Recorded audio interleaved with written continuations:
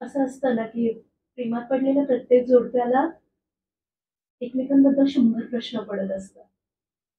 हे जाणून घ्यायचं असतं, ते जाणून घ्यायचं असतं. श्रीकृष्ण आणि राधेच्या बाबतीतही हेच घडत होतं. ते तरी कसे वेगळे असतील?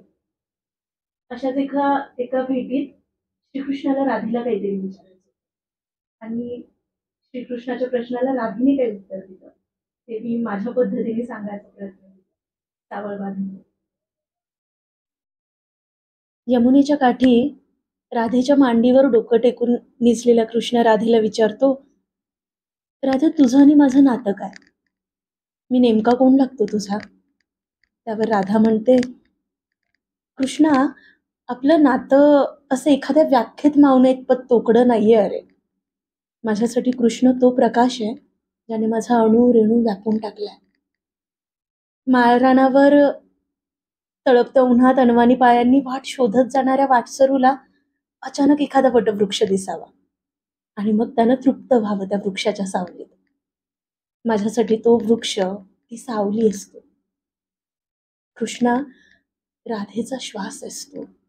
राधेचा श्वास असतो. प्रेम आणि प्रेमातल्या वेदना. प्रेमाची व्याख्याच मुळात प्रत्येकाची वेगवेगळी असते.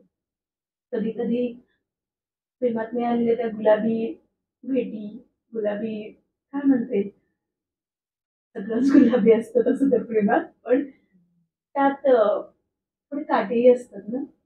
त्या काट्यांच्या बोचण्यामुळे होणारा त्रास, तो पण कधी कधी त्याच प्रेमाची व्याख्या असतो.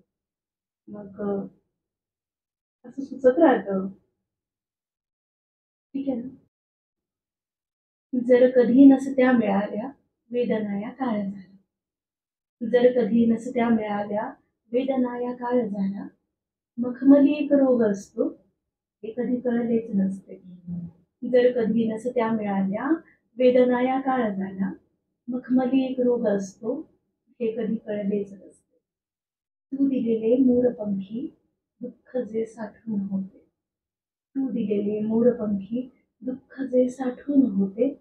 प्रेम म्हणती लोक त्याला, प्रेम म्हणती लोक त्याला, हे कधी कळलेच नसते.